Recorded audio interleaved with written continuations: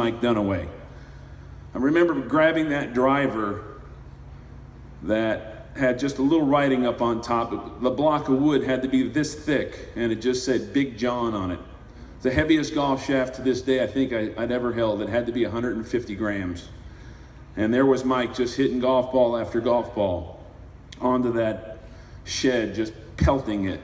And it was just a living legend right there in front of me. And it enamored me to hit the golf ball as far as humanly possible. And then I would go out to Paradise Valley, my high school home course at Chaparral, and watch Mike there, and then hear all the stories and the things. And these are in the days in the 70s when there were no cell phones, where there was no internet, and how a man had to wake up every day and somehow, just on a telephone, promote himself, and then start promoting other players and create a 350 club.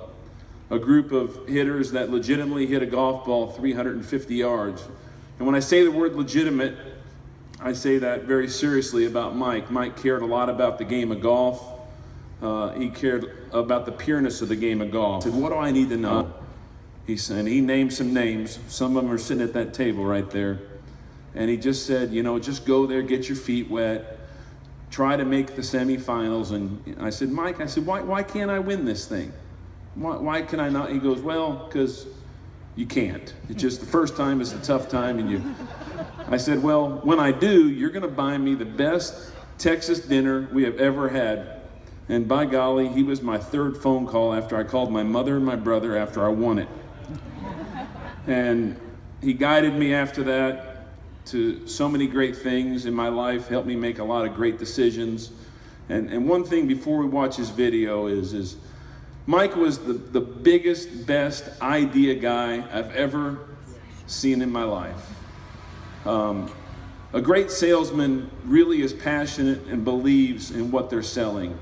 And for Mike, it was huge. When he had an idea, I remember when he called me and told me about the Big Bertha driver, it was the greatest invention in the world. And I mean, he was that passionate. And I know Mr. Walters knows about that, and Ely Calloway and Dick Helmstetter. And if Mike had an idea, I mean, and to put these events together, he took us all over the world, Japan, you name it, all the guys, all the big events.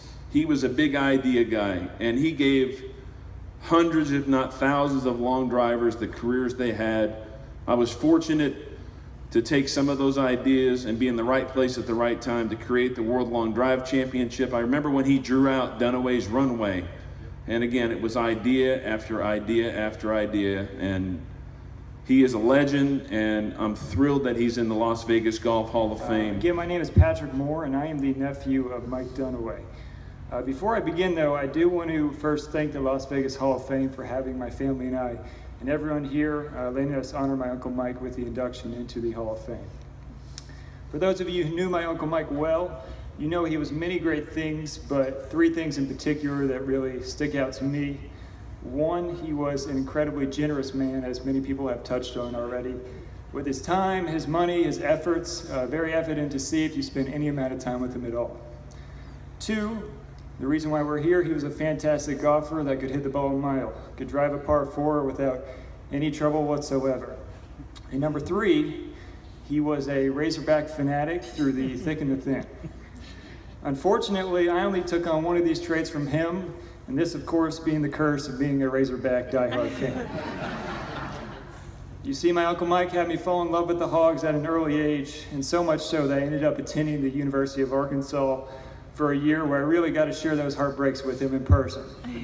I can remember on several occasions as him and I would clear out our schedules on Saturday, get ready to watch the game together, or if we were in different locations, we would end up texting each other about how the refs blew another call or the Arkansas missed a tackle and we just can't believe they're about to lose another game.